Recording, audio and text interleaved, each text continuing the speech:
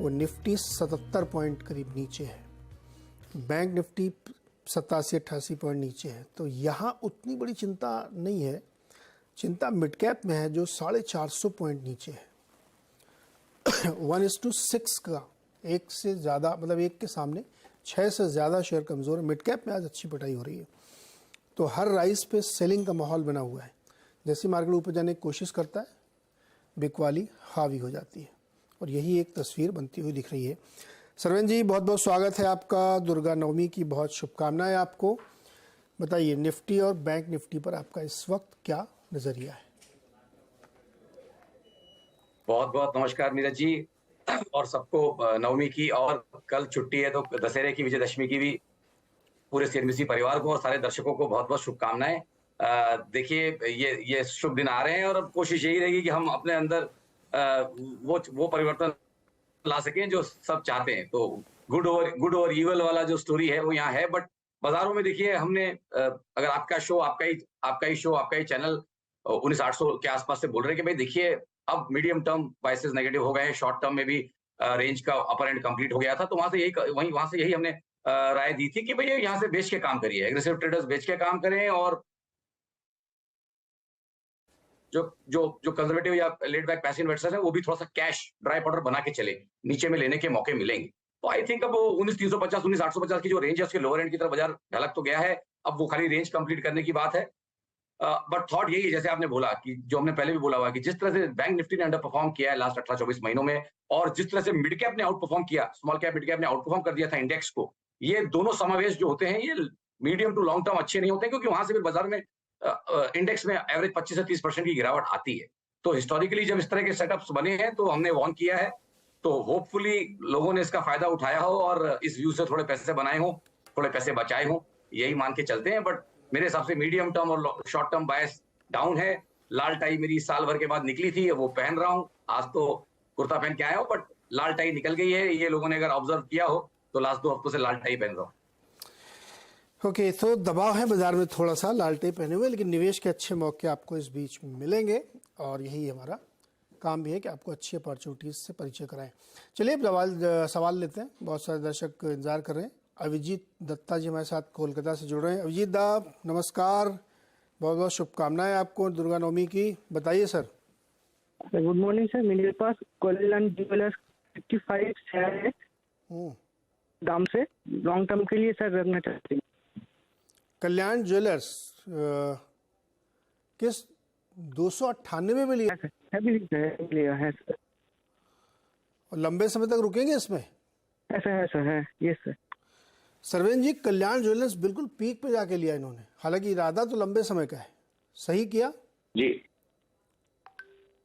देखिए, festive season आ रहा है, शादी का भी सीजन आ रहा है, तो यूजुअली इस टाइम में आप देखेंगे ज्वेलरी स्टॉक्स और गोल्ड भी अच्छा परफॉर्म करता है। तो आई थिंक फिलहाल मोमेंटम बना हुआ है, तो मेरे हिसाब से अब ट्रेड ले लिया तो ट्रेड में बने रहे हैं, लेकिन इसको ये कोई बाय एंड होल्ड वाला स्टोरी नहीं रहता है। कभी भी आपको इसको हर क्वार्टर में रिव्यू करते रहना चाहिए और ये देखते रहना चाहिए कि क्या आपके ट्रेड का डायरेक्शन बराबर चल रहा है।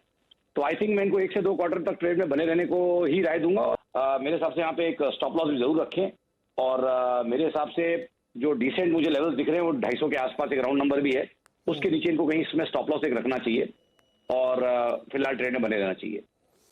फिलहाल ट्रेड में बने रहिए 1-2 क्वार्टर, उसके बाद आप लोग एक बार रिव्यू फिर से करिएगा, लेकिन 250 पे स्ट्रिक्ट स्टॉप लॉस भी जरूर लगाइएगा। आरएस संधू जी हैं, दिल्ली से हमारे साथ जुड़ रहे हैं। संधू जी नमस्कार सर, बताइए क्या सवाल है? सर जी, मेरा तो 2 क्वेश्चन है। एक तो अशोक लीलैंड जी, मैंने 1000 शेयर है 16 रुपीज पे लिया हुआ है, और दूसरा हिमाद्री केमिकल है जो 25 एवरेज के 1000 शेयर है मेरे पास। ओके, बढ़िया, इंटरेस्टिंग, बहुत इंटरेस्टिंग। सरवेन जी एक एक करके लेते हैं। अशोक लीलैंड संधू जी ने 16 रुपए में खरीदे थे सर, कितने 10 साल पहले लिए होंगे? ये 13 में लिया था जी मैंने, 2000, हाँ ठीक, 10 साल पहले 16 रुपए लिए। तो क्या बढ़िया शेयर, देखिए 171 पे चल रहा है, 10 गुना है ना। 1 जीरो लगा दें इसके आगे, और वैसे ही 1 जीरो हिमाद्री के आगे लगा देते हैं। सरवेन जी बताइए दोनों में क्या? वो हिमाद्री मैंने 12 में लिया था जी, वो 2012 में लिया था 25 रुपए का, वो 250 का है।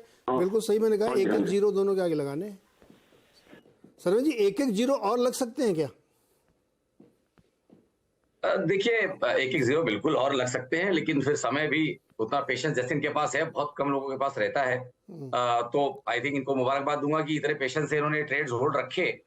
अब थॉट यही है कि बने रहे मेरे हिसाब से, और बहुत डीप इन द मनी है। कहीं मेरे हिसाब से जितना इनको लगे कि कहाँ तक ये प्रॉफिट में स्टॉप लॉस लगा सकते हैं, ट्रेलिंग प्रॉफिट के साथ जो हम खेलेंगे आपकी भाई मैं इतना ड्रॉडाउन यहाँ से अब झेल लूंगा, तो आई थिंक वो लेवल्स मेरे हिसाब से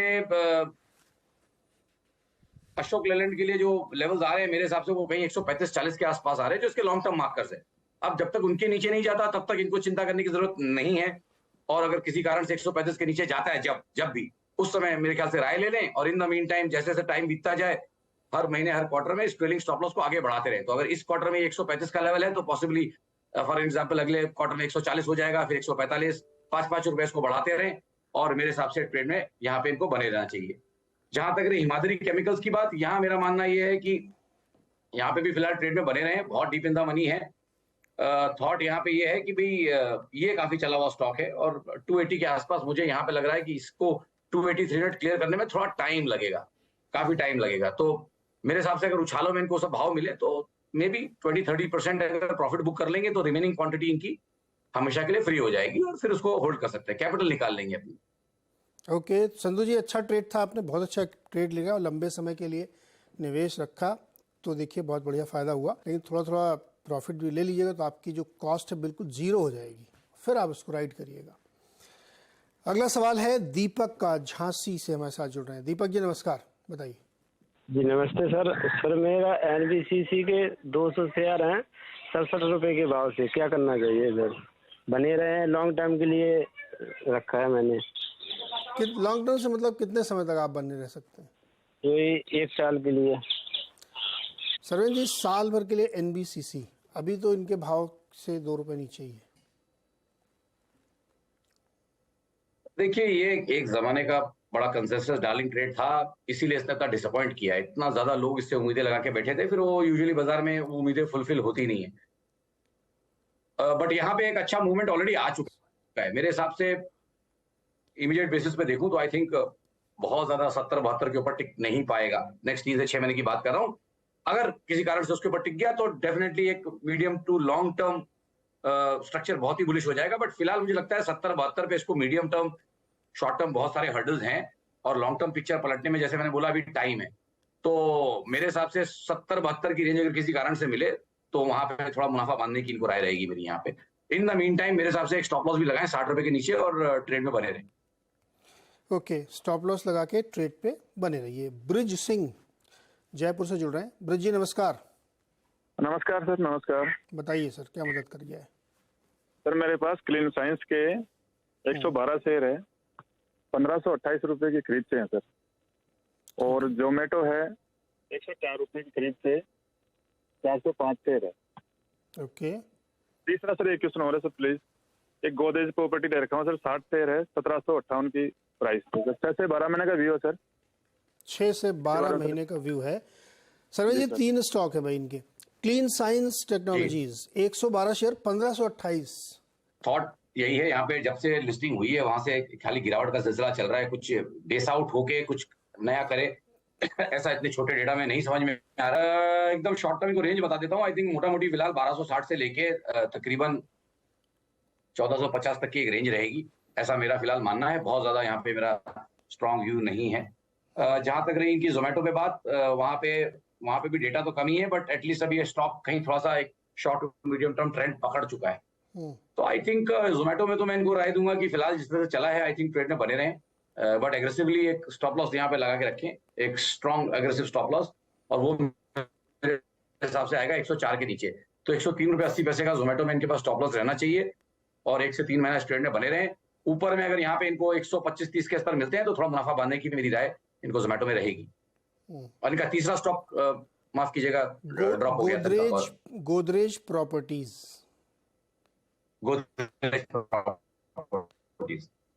जी देखिए यहाँ पे मुझे जो लास्ट 2-3 महीनों का के लेवल्स अगर आप देखें तो वहां पे सेलिंग है लास्ट 3 महीने से। तो डेफिनेटली इस तरह के जब सेटअप्स बनते हैं तो कोई स्ट्रॉन्ग हैंड्स यहाँ पे डिलीवरी बेच रहे हैं, कारण उनके मुझे नहीं मालूम, बट फिलहाल यहाँ पे 1750 के आसपास प्रेशर है। तो इसकी जो short to medium term picture जो और बढ़िया होगी, वो 1750 के ऊपर होगी। फिलहाल अपनी चाल ये लास्ट 3-6 महीने की जो 40 को चलनी थी मेरे हिसाब से वो चल चुका है, तो यहाँ से रिस्क है इनको। सो आई थिंक 1750 के आसपास किसी कारण से आए तो वहां पे भी थोड़ा मुनाफा बांधना चाहिए। ओके, थोड़ा थोड़ा मुनाफा बांधिए भाई ब्रज जी, ध्यान रखिएगा इसमें। चलिए अगला सवाल लेते हैं कौशल मिश्रा का, गोपालगंज बिहार से। कौशल जी बताइए। Good morning sir. सर मेरे पास CESC का शेयर 3014 है, जिसका प्राइस है 94 रुपये 20 पैसा। सर इसको मैंने 8 सितंबर को लिया था और मैं इसको सोचा कि दिवाली तक रखूंगा, तो सर क्या दिवाली तक मेरा भाव आ जाएगा? 94 रुपये में लिया, अभी चल रहा है 87 रुपये के लगभग। दिवाली में कितने दिन बाकी हैं? 12 नवंबर की दिवाली है, तो 12 दिन उधर और 7 दिन इधर समझ लीजिए आप। सरवेन जी 10-12 ट्रेडिंग सेशन आप मान लीजिए यहाँ से, क्या 86-87 से 94 रुपये जाएगा CESC?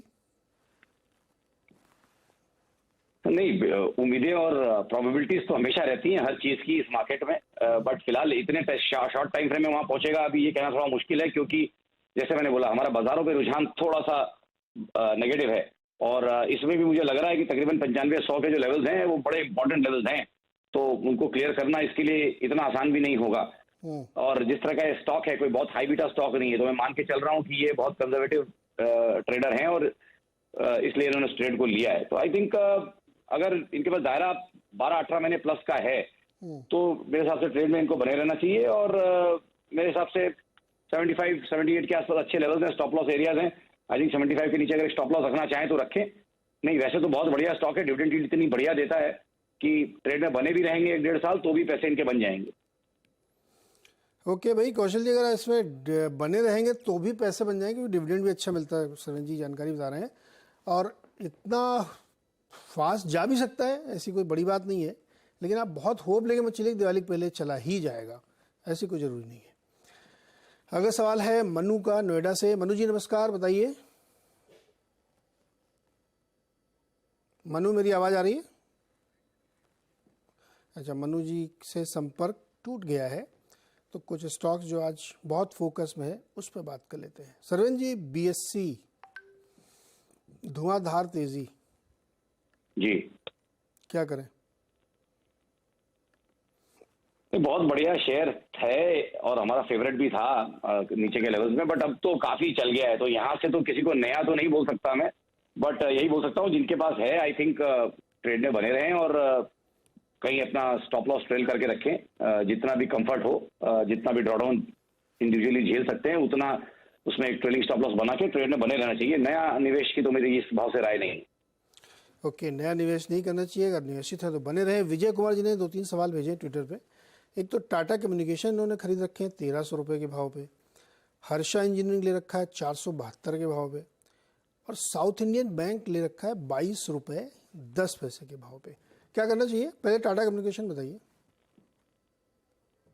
देखिए, टाटा कम्युनिकेशन में तो क्लियर कट मुझे यहाँ पे जैसे भी हम आज बात कर रहे थे कि जिस तरह से साइड इंडाइसेस में, मिड कैप इंडाइसेस में जिस तरह से प्रेशर है, आई थिंक यहाँ पे भी मुझे लग रहा है कि क्लियर कट यहाँ पे मुझे लग रहा है कि स्ट्रॉन्ग सेलिंग है।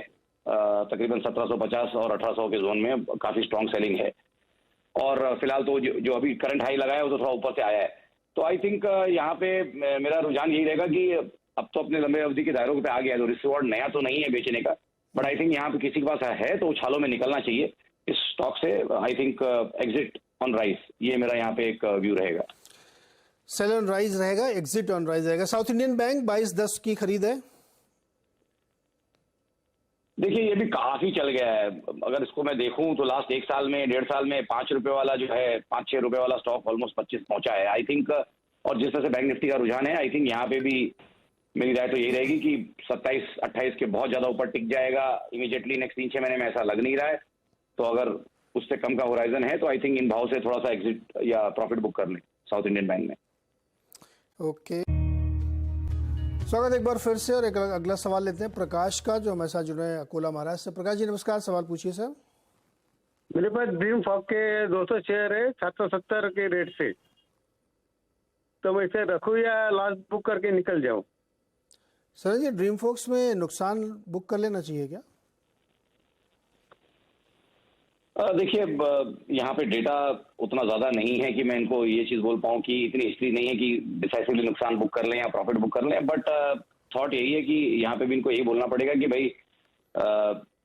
लग रहा है ग्रीन शूट्स बन रहे हैं, एक ठीक ठाक पिछले क्वार्टर का कैंडल बना है, तो आई थिंक मेरे हिसाब से सॉरी मंथली कैंडल ठीक ठाक बना है, तो आई थिंक मेरे हिसाब से उस कैंडल के लो पे इनको अब कहीं फोकस करना पड़ेगा। आई थिंक 448 के आसपास है, तो 448 के नीचे जाके अगर किसी कारण से बंद करेगा तो आई थिंक तब तो मुझे लग रहा है कि और तकलीफें यहाँ पे आ सकती हैं। बट फिलहाल मुझे लगता है कि वर्स्ट इज ओवर।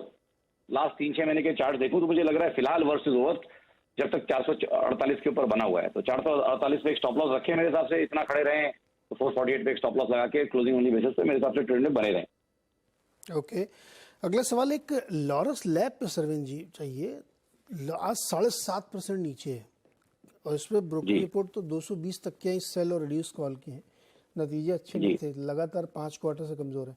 तो ये तो खैर अलग की फंडामेंटल कहानी है। चार्ट पे कैसा लग रहा है लॉरस लैब?